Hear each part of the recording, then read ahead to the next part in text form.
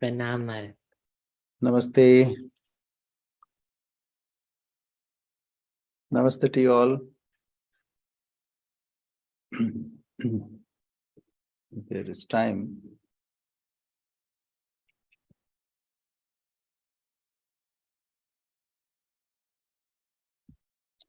So we'll start with our prayer.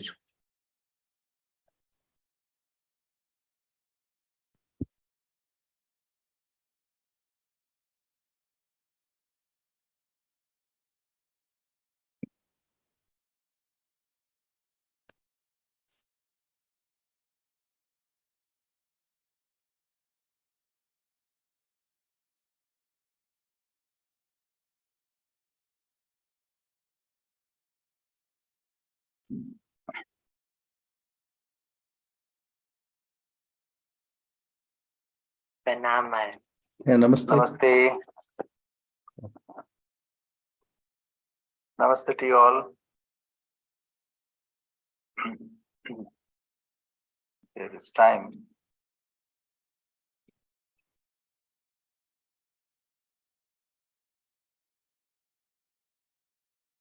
So we'll start with our prayer.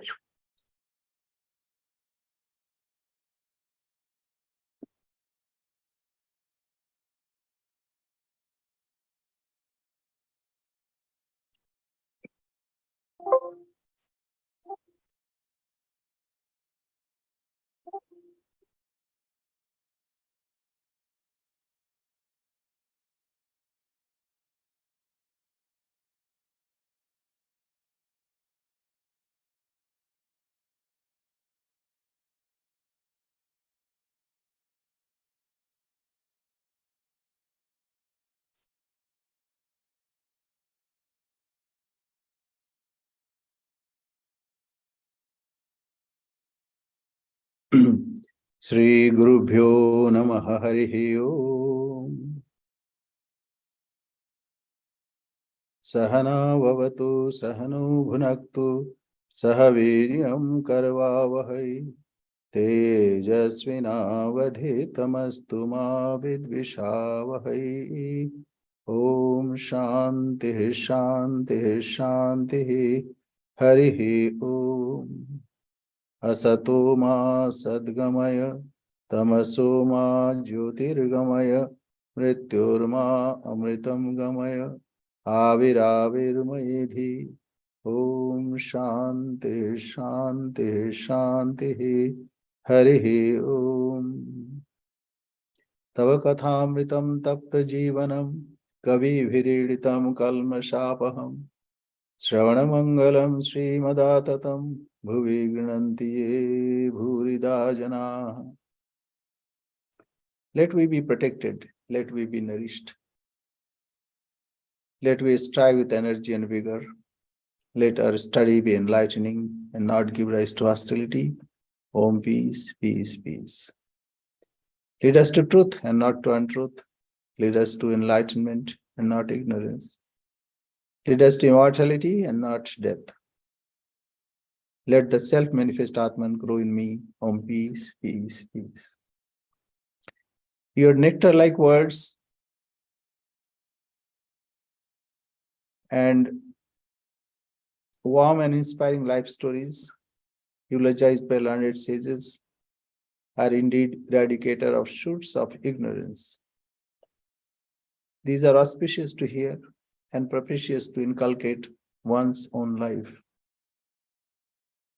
Those who take these words to the world are indeed great benefactor of the world. So we are studying Sri Sarada Devi and her divine play. Why we should study such lives? It is said, Mahajana Yena Gata Sapantha. What is the way, path? The path is those or that path on which great one have trodden. Because in the scriptures, there are so many conflicting ideas. If you read books, you will have lots of ideas, and those ideas will run riot. And it is difficult to follow one path for ordinary human being. But the process is one should follow one path and reach the goal. If one keeps on changing the path, then he cannot reach the goal. Therefore, one should follow one path. And secondly, those who have trodden their pure heart. So our mind is like crystals. If we bring our mind closer to such lives, then we get inspiration. We try to follow that path. So here the life of Holy Mother Sri Sarada Devi, very inspiring life.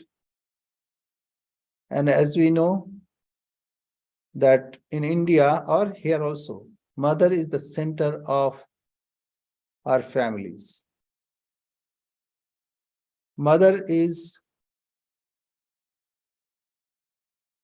giver of this body, this birth. Mother is sustainer. And Mother ultimately, the Divine Mother ultimately absorbs us. So this is an intricate philosophy, how Brahman creates this world. When Brahman creates, then he is no more Brahman, he is Shakti. Shakti creates, preserves, and absorbs. Like a spider. Spider takes out its own thread, weaves its own web, and then ultimately it takes away. So this idea of Brahman and Shakti given by our scriptures, but it is elucidated by Sri Ramakrishna. So today we were reading Satchidananda, Satchidananda, Satchidananda. Shall I repeat that? No. It is the day of the Divine Mother. You know, like Divine Mother, worship of Divine Mother is coming. Durga Puja, we say. That will happen here on 22nd. But in India, about 3-4 days function. And it's a great joyous occasion, like Christmas, it is observed. So Sri Ramakrishna says, no, it is the day of the Divine Mother, the giver of bliss, because that was Sunday, a special occasion. The giver of the bliss of divine inebriation. O Mother, full of the bliss of divine inebriation. Then he says, you know, that musical note, sa, re, ga, ma, pa, dha, ni, here, do, re, ma, something. So 7 notes are there. Is it not good to keep the voice on ni? It is not possible to keep it there very long. So in higher, where there is no creation, no preservation, no absorption, one cannot retain one's mind there. So he or she must come to this world, the created world. I shall keep it on that next lower level, lower note. There are different planes of consciousness, the gross, the subtle, the causal, and the great cause. Entering the Mahakarana, the great cause, one becomes silent. One cannot utter a word. So Sri Ramakrishna would go to Samadhi. And after a certain time, he would come down and utter Om. So he would say that now I have come down about 100 cubits. So this way, he would describe that when he is in this created world of cause and effects, he is down there, 100 cubit down. But when he was in Samadhi, he was untouched by this world. So, but an Ishwar Koti, after attaining the great cause, can come down again to the lower plane. Incarnations of God and others like them belong to the class of Ishwar Kotis. So, incarnations and companions of incarnations, they are like, they are Ishwar Kotis. They can come down and go up. But ordinary jivas, ordinary mortals cannot do like this. Why do they come down? It is to teach us, like a big, very erudite professor goes to a kindergarten school and teaches there. What he does? He comes down to their level. Similarly, the world teachers come down so that we can understand them, and gradually they can lift us to higher goals of life. Otherwise, we are engaged in eating, drinking, and merrymaking. But that cannot be the goal of life. Therefore, incarnations come down and teach the world. So, Sri Sarada Devi played a vital role in the incarnation of Sri Ramakrishna. Because after the passing away of Sri Ramakrishna, Sri Sarada Devi stayed in this world for about 34 years and guided this mission, the movement that is Vedanta movement, or we say Ramakrishna mission. So with this introduction, we go forward. David, are you there? Yes, Swami. Okay. Should I start now? Yes. We can visualize the mother during the second visit of her stay in Dakshineshwar. She was a young woman, 21 years old. Forgetting her abdominal pain and discomfort from dysentery, she continued her daily routine for a year.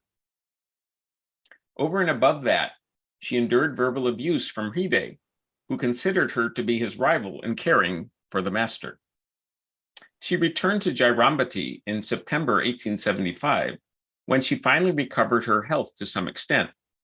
You see, here, even incarnations have to face opposition. Many times we feel very bad that we have opposition. But actually, opposition increases your inner strength. And incarnations also show that in their lives. Sri Ramakrishna was mocked by people. That's a mad Brahmin. Even one person kicked him. But he said nothing. You know, these are the examples. In our lives also, we'll find some opposition. So, all these are to increase our strength. We are not to feel ill for those people. Because, you know, if you feel bad or ill for those people, that means you burn yourself. Rather, we are to pray for them. Maitri Karuna Mudito Upeksha. When someone is doing good, feel happy and have friendship. And if someone is not doing good, doing bad, have compassion for such person. And if you face that Karuna Mudita, so if you see something is being done which is good, then be glad. And something when it is bad is being done, avoid them. So that way one can keep one's mind stable and you'll feel joy within. Yes. So here Hriday played another, say, role of a villain. because he used to abuse mother. And another also person was there, Ramlal Dada. But these are just a play. In a play, all opposition characters are there. They have certain part to play to develop the idea of that ideal character. If there was no Ravana, then Rama would not be worshipped like that. Okay, go ahead. Soon after her return, Holy Mother again was attacked by dysentery and became bedridden. The disease took such a serious turn that her life was in danger. When Ramakrishna heard of her illness, he was extremely concerned. Only one who has suffered from dysentery knows how horribly painful it is. Holy Mother had to answer the call of nature frequently, but there were no toilets in Jairambati. She would go into the bushes near Kalu Pond, close to her hut, and sometimes lie down near the ghat. She later described this period. I suffered from dysentery for a year. The body became a mere skeleton. I would go to answer the call of nature near Kalu Pond, but as I had to go there frequently, I would lay myself down near the pond. One day I saw my reflection in the water and noticed that all that remained of my body was only a few bones. I thought, dear me, what is the use of this body? Let me give it up. Let me leave it here. Seeing me in that condition, Nibbi, a neighbor woman, said, my goodness, why are you lying down here? Come to your room. She then held me as I walked to my bed. Oh, what a terrible disease I had. It wouldn't leave me. Yeah, India, that was the condition. There were no toilet, but nowadays it's all done. But that time it was really difficult period. And secondly, there are 4 afflictions that we face. Janma, Mrityu, that means birth and death. And Jara Vyadhi, old age is also terrible. And disease. When we suffer because of a disease, it is really difficult. So all these sufferings are inevitable when one embodies this in this world. And Holy Mother showed that is true for her also. She also suffered. Yes. When human effort fails, people take refuge in providence. Holy Mother's suffering and struggle encourage us to fight against the diseases and difficulties in life, and her triumph over them gives us a ray of light in the midst of our darkness and hopelessness. She described how her suffering came to an end by the grace of the Divine Mother. Go ahead. My body was then swollen all over. My nose, eyes, and ears were running profusely. My brother Umesh said, Sister, will you take a vow to fast in front of the village goddess Simhabahini? Simhabahini. Simhabahini means the goddess whose ride is lion. Another form of Durga. Durga also rides on a lion. So Simhabahini. So that's it. So to take refuge at the feet of Goddess Durga or Simhabahini. Yes. I agreed, and he supported me as I walked to the temple. The full moon was then a new moon to me, as my sight was blurred from the continuous discharge of fluid. Over and above this, my dysentery continued.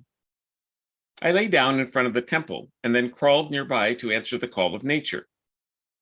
That night, my godmother, who lived nearby, grunted loudly from time to time so that I might not be frightened.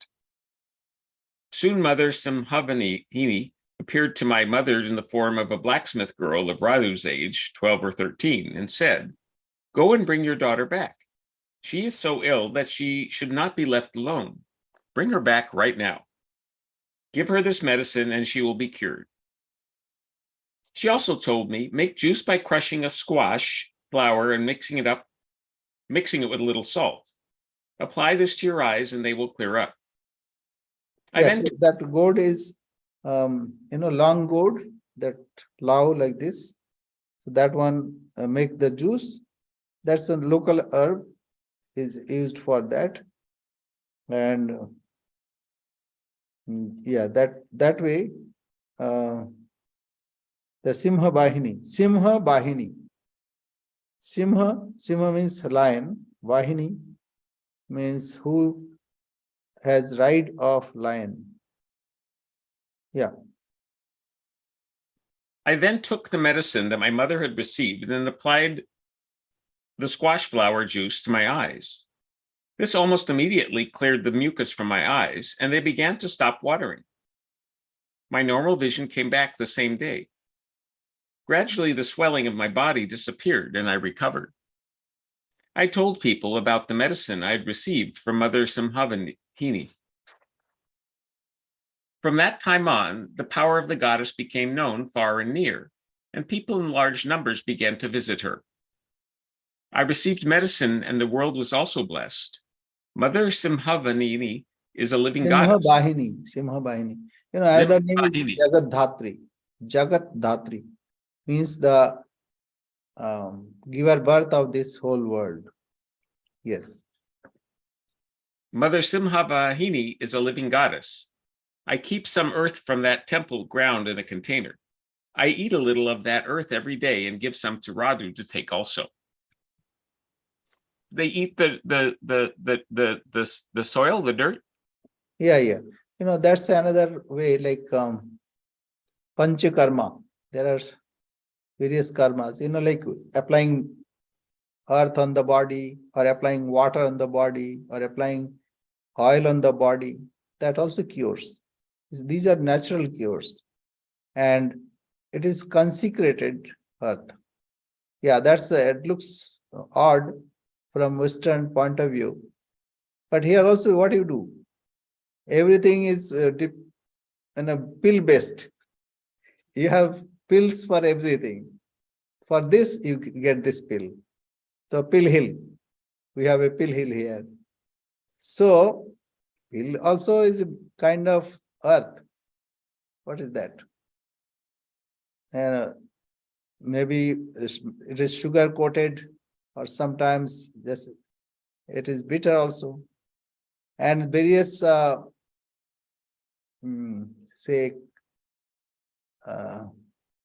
various materials like magnesium, calcium. What are these?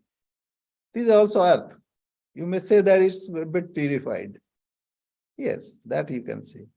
But you see, that time in the village, soil were not that. And when it is consecrated, it is considered as medicine. I'm not trying to defend what I'm saying. That was the belief. And there is no medicine, no doctor nearby. What to do? So these are the simple folks of village. They used to have such remedies. Yes. The human condition constantly fluctuates between fortune and misfortune, and neither state is permanent. Holy Mother was unfortunate in her health. Hardly had she recovered from dysentery when she had an attack of malaria, accompanied by an enlargement of her spleen.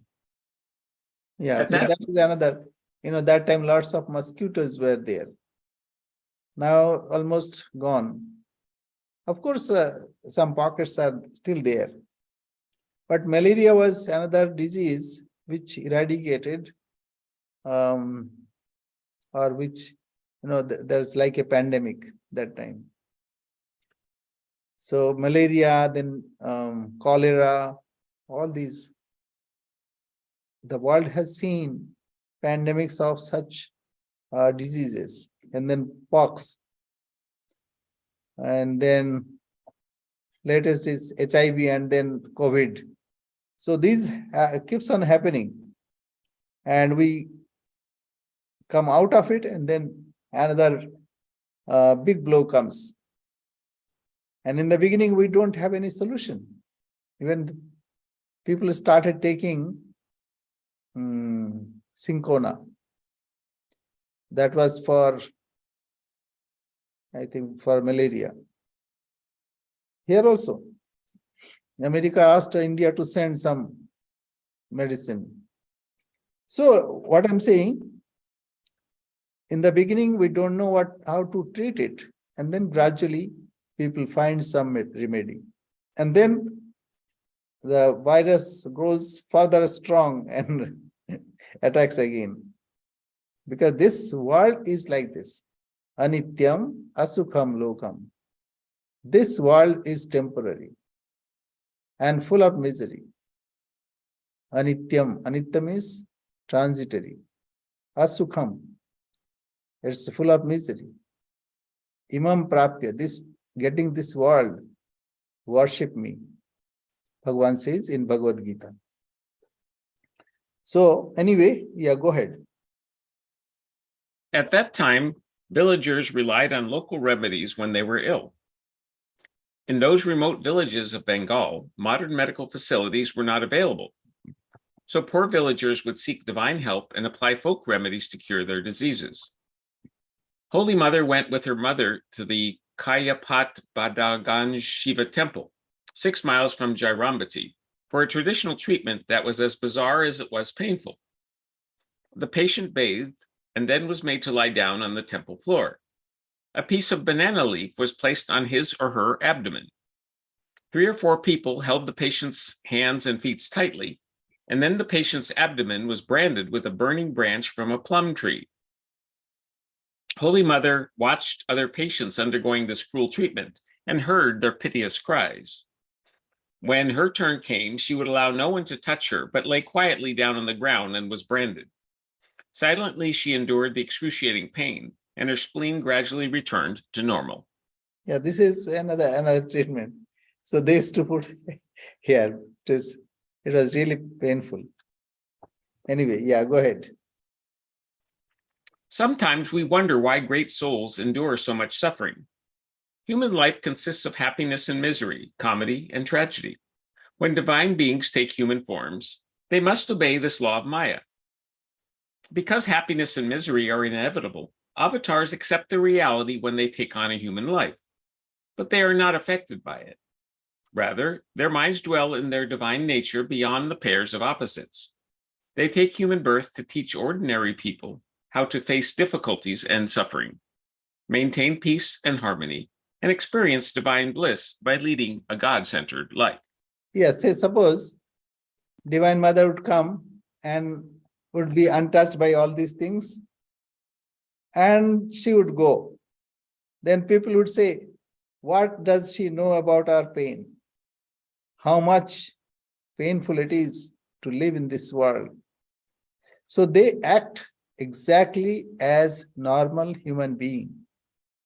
See, if a great actor is acting as a beggar, will he show that he's a great man, or he would appear like a beggar? So here also, when incarnations come, they act like normal human being and undergo sufferings as normal human being.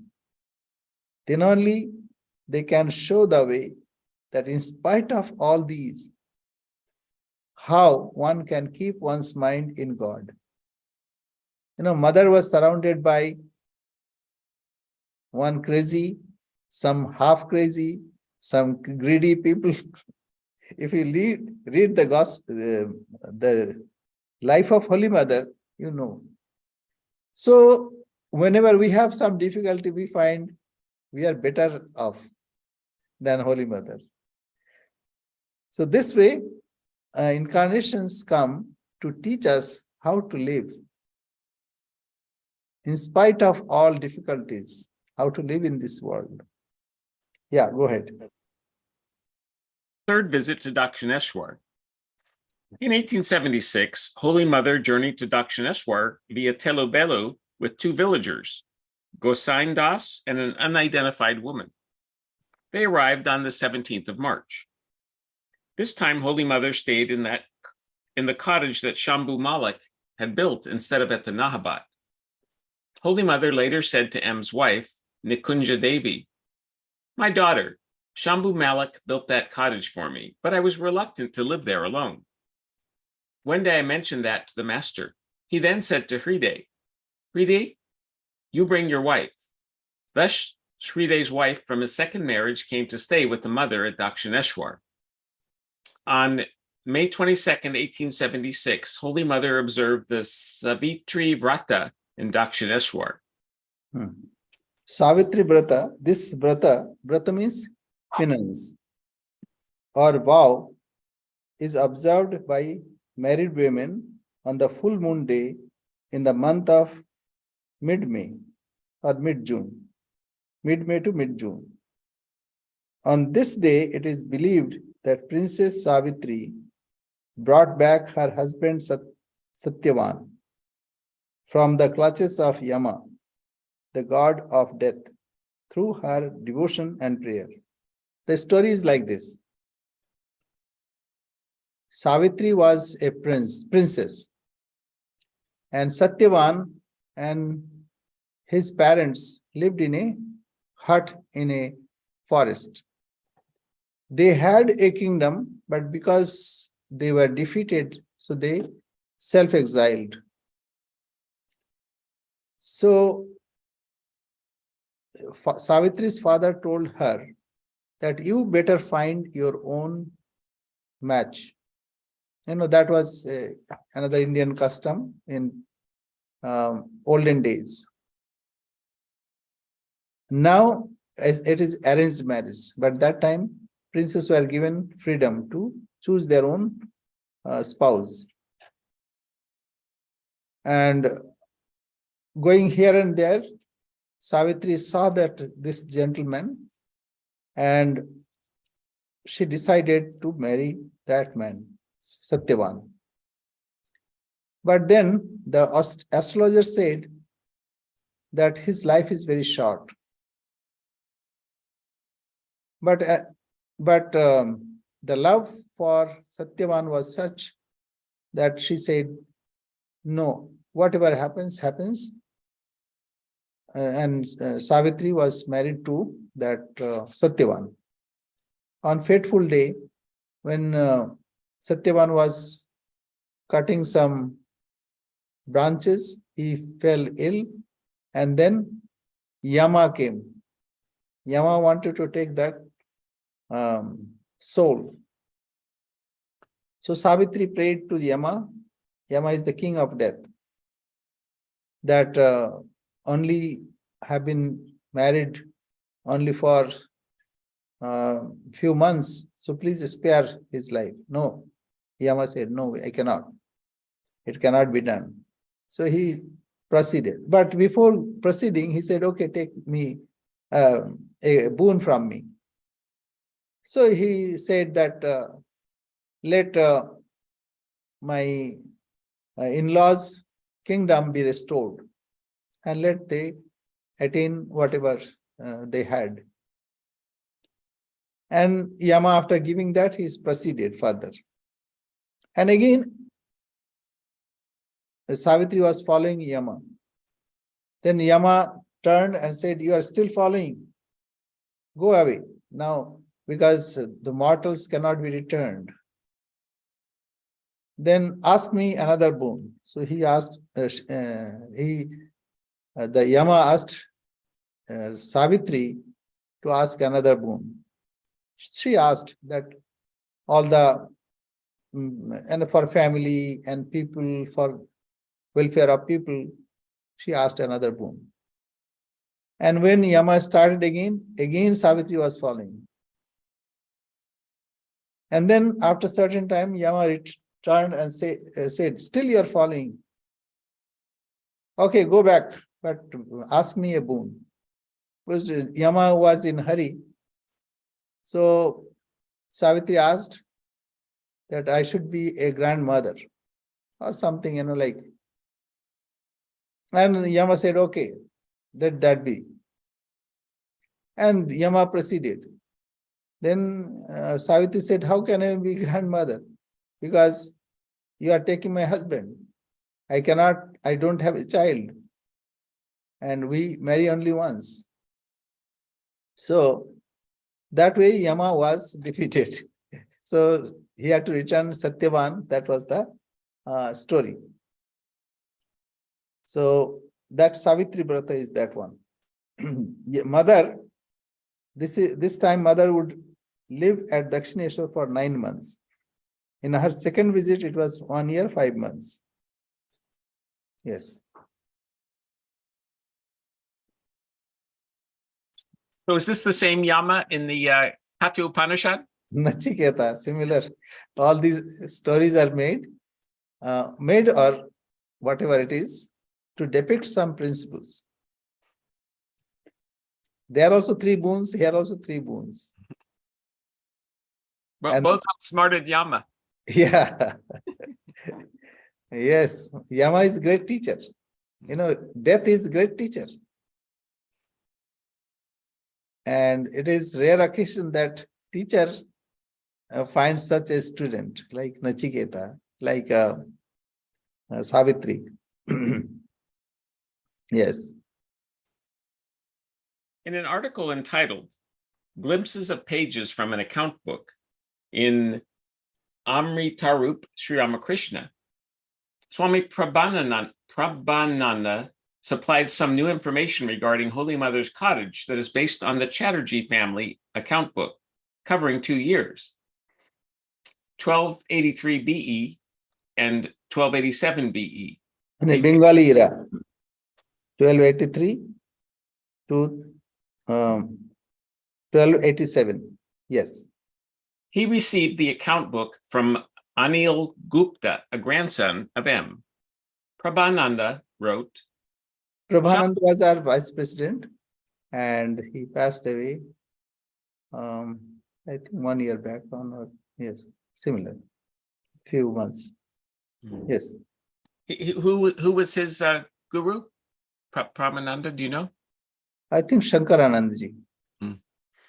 Prabhananda, not Prabhavanand. Prabhananda? Prabhananda. Yeah. He was our general secretary also. Yes. Shambhu Malak leased a piece of land for 250 rupees to build a cottage for Holy Mother. Vishwanath Upadhyaya supplied the necessary timber for its construction. A thatched hut was built there. In the account book, we find that on May 3rd, 1876, worship and other rituals were performed there, and the priest was paid 4 annas. On the same day, a door was installed at the house at a cost of 2 annas and 2 pice. Then on 12th of June, a wooden cot was bought for 3 rupees and 8 annas from someone named Ramtelli. A maidservant named Kali's mother was also appointed at a monthly salary of 1 rupee to help Holy Mother with her household work and to stay with her. Lakshmi, Sri Ramakrishna's niece, lived in this cottage for a few days, and Hriday's second wife also came there to live with Holy Mother. Either Kali's mother or Gupi, a temple employee, did the marketing for them. Of course, Holy Mother did not live there long, but Hriday's wife continued to live in that cottage even after Holy Mother returned to the Nahabat. So here marketing means shopping. In India, that is used like that. Shopping is used as marketing because people go to market and to buy something like that. Okay. Shambhu Malak and his wife were extremely devoted to the Master and Holy Mother. Shambhu's wife regarded the Master as God. Whenever Holy Mother was at Dakshineshwar, she would invite Holy Mother to her home on Tuesdays, an auspicious day for mother worship, and worship her with 16 items. Yeah. So like Tuesday and Saturdays, these are dedicated to mother worship, especially Saturday and Tuesday also. Yeah. Yes. Holy Mother stayed in the new cottage, close to Ramlal's house, with Hriday's wife and a maid, but she did not live there for long. Soon after she moved there, the Master was stricken with a severe attack of dysentery and could not go to the pine grove to answer the call of nature. Holy Mother later recalled, "Is blood dysentery an ordinary disease?" During the rainy season, the Master suffered from dysentery. A commode was made by making a hole in the center of a wooden box and putting an earthen pan below, and this was kept on the northern veranda. I used to clean it in the morning, and others did it in the afternoon. At that time, a woman came from Varanasi to nurse the master. One day, she brought me from that cottage to the Nahabat and said, "Mother, the master is so sick, and you are living away from him?" I replied, "What can I do?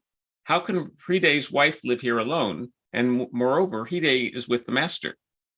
She said, "It does not matter. They will find a companion for her. It is not right for you to stay away from the master." I took her advice and came to the Nahabat to look after the master. When the master got well, that woman left and I never met her again. She really helped me a lot. I later inquired about her in Varanasi, but could not locate her. Strangers came to Dakshineswar whenever the master needed them, and afterwards they disappeared. Yeah, like this happens in our lives also. Many people come and help us and go away. This happened in our life also. And we see like that dysentery, it's a terrible disease. And that time it was very prevalent in Bengal because it was waterborne disease. And somehow it gets polluted, water is polluted there. Now people are very cautious about it, therefore less suffering. When I went to Belur Math from Lucknow, I was hefty like this. I mean, I was good. I had good, like hefty body. But when I reached there for training center, then I also suffered that. And within, say, about 3 weeks, I was so weak that one Swami used to joke at me, cut joke at me, saying that old, like we have undergarment, so that has become his Punjabi like loose, a long one. So that was okay. Go ahead. This woman came from Varanasi, not only encouraged Holy Mother to nurse the master, but also encouraged her to give up her shyness in front of the master. Yogan Ma later said, previously the mother had felt bashful and kept her veil on in front of the master, but that woman from Varanasi removed the mother's shyness. One night she escorted the mother to the master's room and removed the mother's veil in front of the master. Then the master began to talk about God to them, and they listened spellbound. They were so absorbed in listening to him that they did not notice the sunrise. That time, even today, if you see in villages, women are veiled like up to this. They would not show their face. Mother also was a bit shy. But later, because of her and her shyness, her veil was removed, but she was shy all along. And, that things happen in course of time. Later, when mother was so open, especially in villages, because in villages she thought she's a daughter there. She had no hesitation there. But when she came to Dakshineshwar, she kept that modesty. It is for the people to protect their bad eyes. So, divinities are also very careful that any conduct should not degrade human being. Rather, they come for their help. Yes. After serving the master for a few months, Holy Mother returned to Jairambati via Burdwan on November 8, 1876, with Hride's brother Rajaram. Swami Prabhahananda quoted Prabhahananda quoted from the account book of the Chatterjee family. 11 rupees were spent for the traveling expenses for 2 people.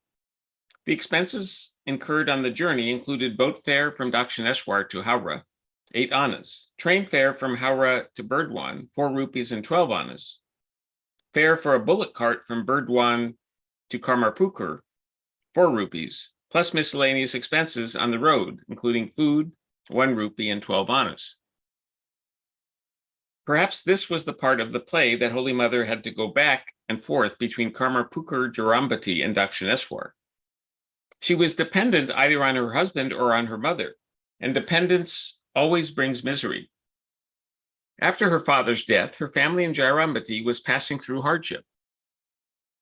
Her uncle, Ishwar Chandra, was performing rituals for people in Calcutta, but could not make enough money to send back to the family in Jairambati.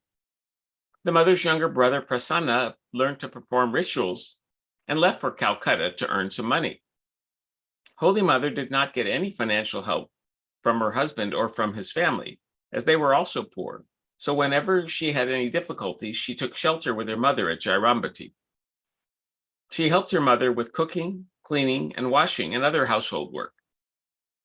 Shyamasundari had a strong body, indomitable willpower, and steadfast faith in God.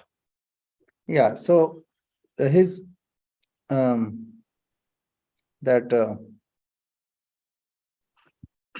Chandra used to perform rituals. So what is that way? Some rituals are performed, so people would give some fees. So they were not very well off, poor. And Sri Ramakrishna also was poor, he's a monk. So where mother should go? Mother took shelter at Holy Mother's mother, that means Syama Sundari. And that time traveling was so difficult. Even though it is only 60 miles from Calcutta. But that time there was no road and people used to walk or used to take bullock cart. Very rich people would take palanquin, but that was very costly. And it was really very difficult. It was really very difficult to travel at that time. Were there no horses, Swami? Horses were there, but people don't use horses. Very rich people or jamindar would take. But bullock cart is commonplace, was commonplace that time. Even today, bullock carts are there. But horses are used less. Yeah. 4th visit, encounter with the robber. Ramakrishna's mother, Chandramani, passed away at Dakshineshwar on February 13th, 1877. The master had tremendous love and or should I read the note, Swami? Yeah.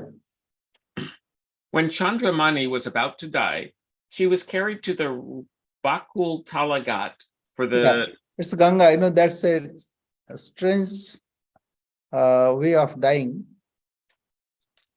They would take to the water and touching the body. And it's called Ganga Prapti. That means one is entering into Ganga. Ganga is very holy. So emancipation is sure.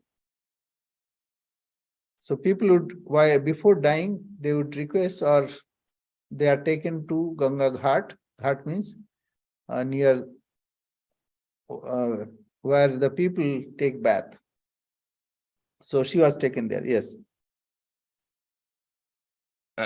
The Antarjali rite, which involves immersing the lower part of a dying person in water.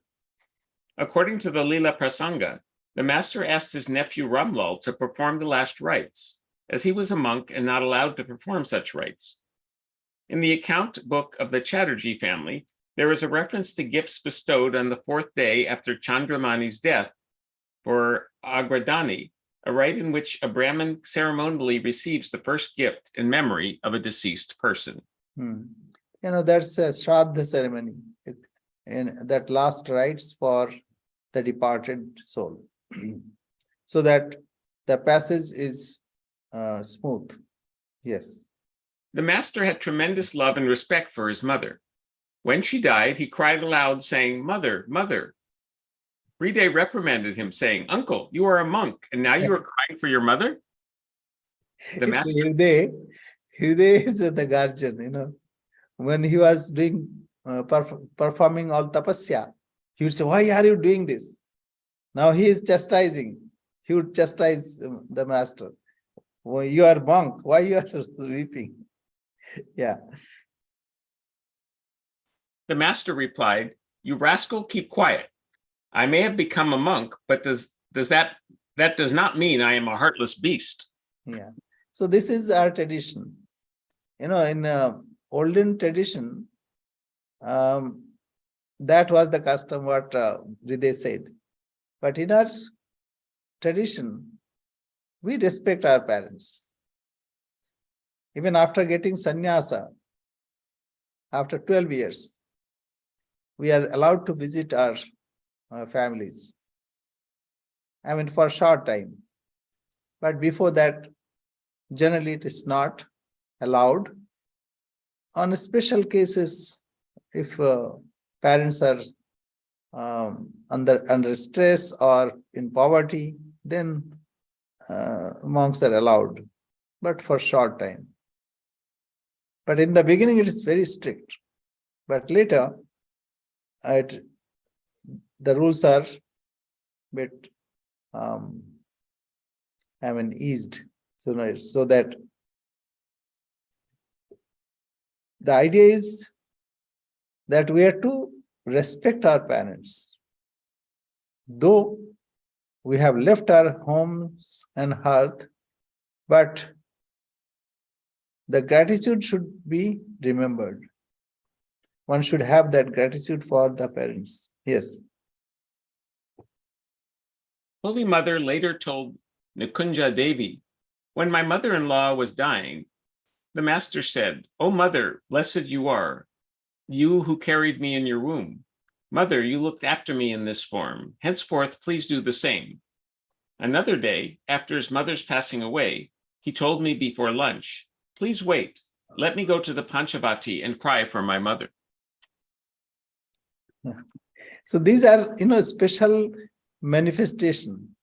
How Master and Holy Mother behaved in such cases, because these are the standards. They are not heartless people. Rather, they have full feeling, full respect for parents. So it is different from traditional way of dealing. Same thing happened with this Swami Vivekananda also. Though he left this world, but he did arrange for his mother. He requested the king of Khetri to look after his mother. So this way we have to learn how we should respect our parents. There are 5 yajnas, pancha maha yajnas. So we have to respect our teachers. Because of our teacher, what we are today. So it is because of the teachers. And then we have to respect the divinities, the principles. Because of them we exist. And then our parents, because of them we come to this world, so that we work out our salvation. And 5th is the respect and honor that we offer to our fellow being. Because of them we get so many things. And also the animals. So these are Pancha Maha Yajnas. So one is to offer respect to our parents through service or through whatever way it is possible. Yes. At the time of Chandramani's death, Holy Mother was in Jairambati. When she heard the news, she left for Dakshineshwar. On this occasion, she encountered a robber in the field of Telubelu. She was traveling on foot, accompanied by the master's niece Lakshmi and nephew Shivaram, as well as 2 village women, Satyavama and Sukini, who wanted to bathe in the holy Ganges. During her journey, she hid her jewelry in the bundle of Lakshmi's puffed rice as a precaution against robbery. The master had taught Holy Mother, adjust yourself according to time, place, and person.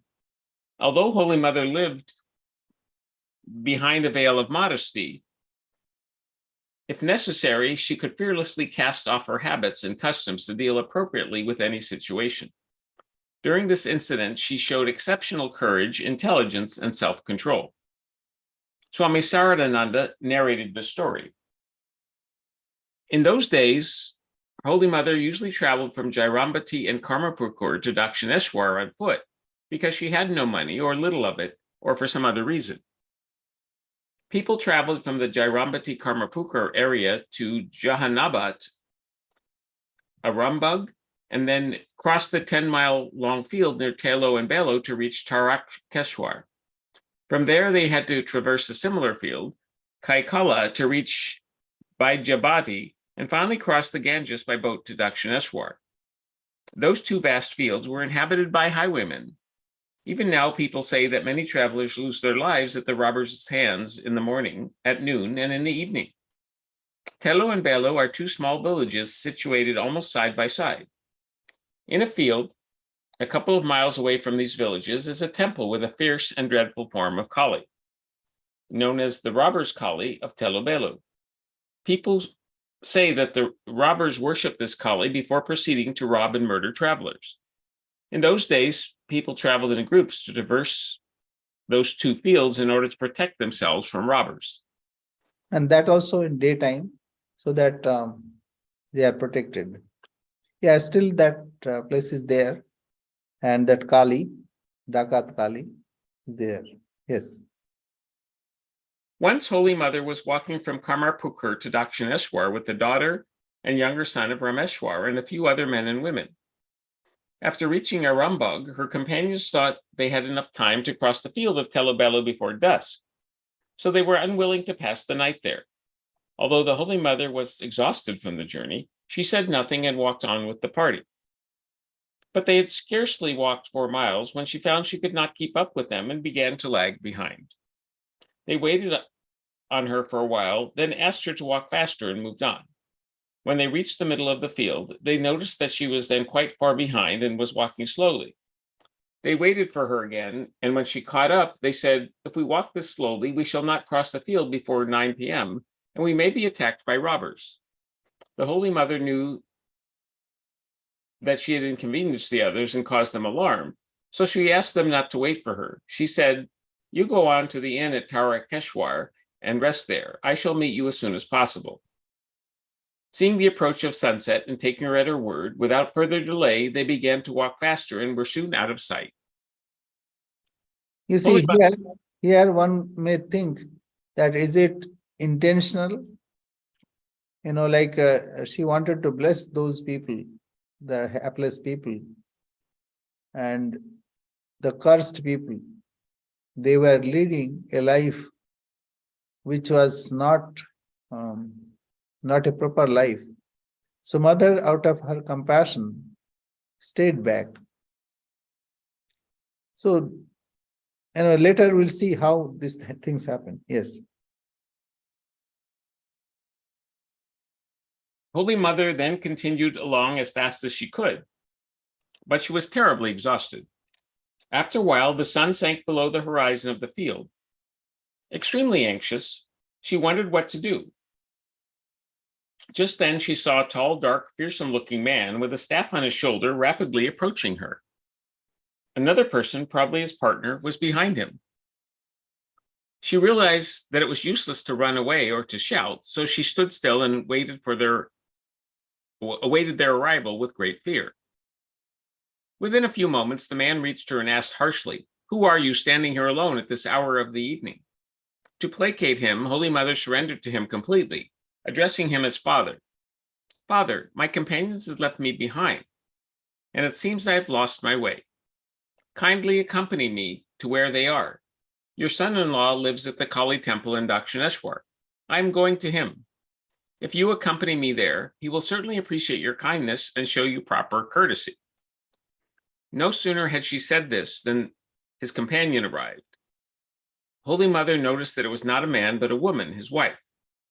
When Holy Mother saw her, she was greatly assured. Holy Mother then took her hand and addressed her as mother, saying, "Mother, I am your daughter Sarada. My companions had left me behind, and I was in great danger. It is sheer luck that you and Father have come. I do not know what I would have done otherwise." Holy Mother's unhesitating and simple behavior, her complete trust, and her sweet words melted the hearts of the Bagri highwayman and his wife. Forgetting social customs and caste, they accepted her as their own daughter and consoled her. Aware of her physical exhaustion, they would not allow her to go further that night, but they took her to a small shop near the villages of Telobelo and arranged for her to stay the night.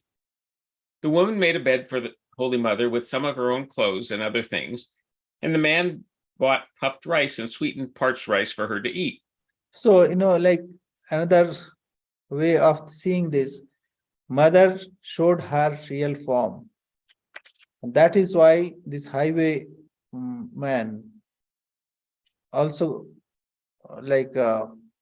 was tamed person.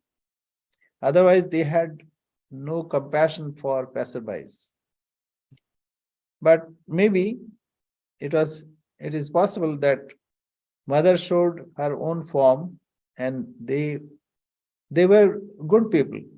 Good people in that sense that they had inherent good nature.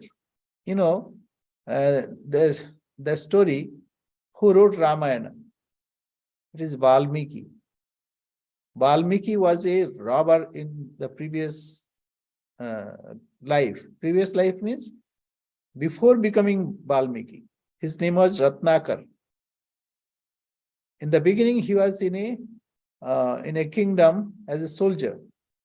But then he rebelled because the king was not righteous. So he used to rob people. But inside him was a great desire for a good life. But he never expressed that.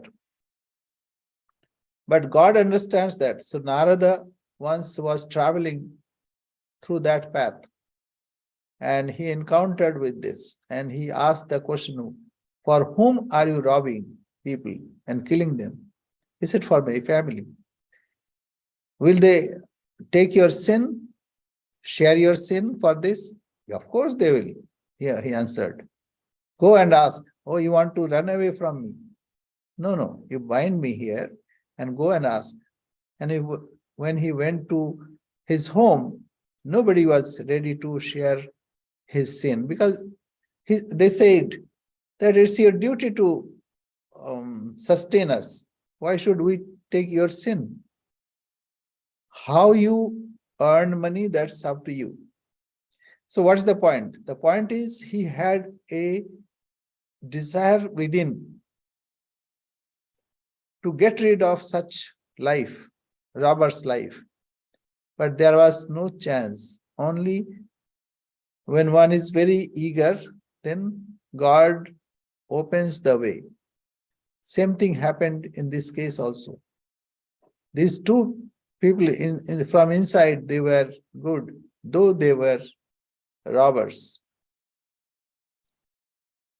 And Mother wanted to shower grace on them. And most probably she showed her own real form to them, because after that they were totally transformed, and they used to come to Dakshineshwar and used to bring some gifts, simple gifts from villages, and then they became very good people. And Mother also honored them as my dacoit mother. So anyway, we'll stop here. It is time. Wasn't there also, was Amjad, was that a different one? Amjad was different. Amjad. Was he also a thief? Yeah, he was also thief and whatnot, everything. But that's a different story. This is different. And Mother compared Amjad with Swami Sharadananda. She said, Amjad is my son as Sharat is my son. One is Brahmagyani and one is a dacoit. So she had many thieves as her disciples. Yeah. Some, not many. So these are the things, sukhe dukhe samay kritva labha labho jaya jayo. This equanimity, how one should keep the equanimity in this world. And lots of difficulties would come. But instead of everything, one should live a life which is divine. That is the message of Holy Mother's life. Okay, we'll stop here. You say our prayer. Om Purnamada Purnamidam Purnat Purnamudachyate Purnasya Purnamadaya Purnamevavashishyate. Om Shanti Shanti Shanti. Harihi Om Tat Sat. Sri Ramakrishna Arpanamastu. Oh, I have not asked Akshay. Akshay, anything? Yes. Okay, go ahead. Like the relatives of Holy Mother, they were greedy and bad. So how did they get the fortune to be with Holy Mother? You see, I ask you to write a story. You write a story of good man. How you'll write?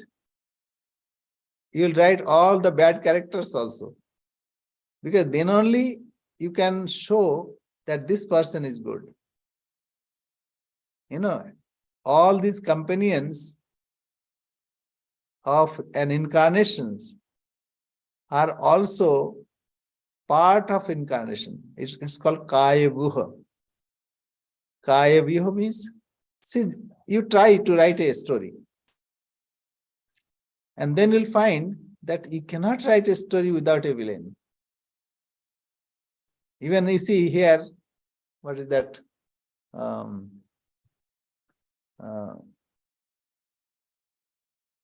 That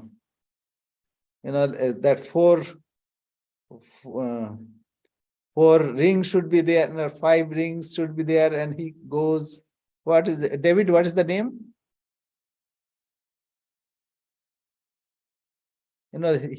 He also plays, I'm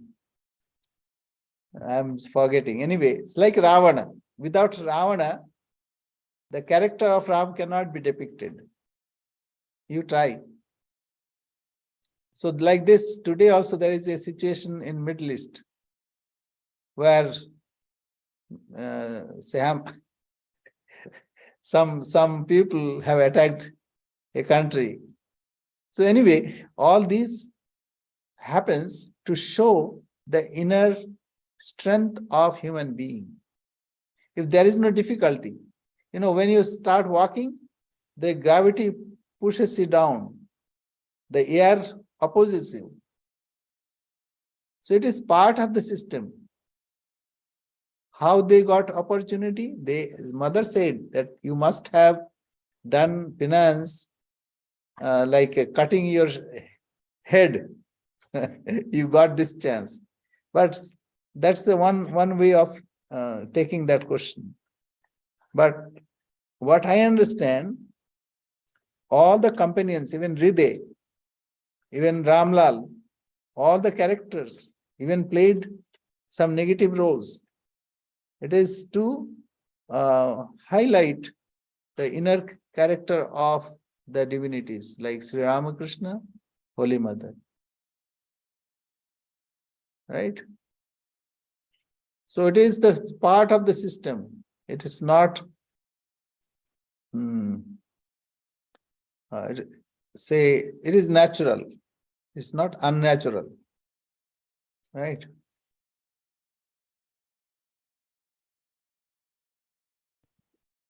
Okay.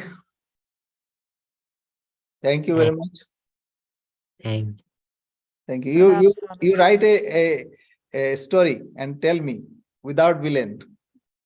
Like you are asking a painter to paint something But you are saying, please don't use black color. Without black color, you cannot paint. Black color will show that, whiteness more clearly. See, I can see you how it's not white screen here because of some dots which is black. Then only I can see you. So in relative world, this good, bad, these are relative. And it is to be seen from that standpoint. Right? Thank you very much. Thank A good question.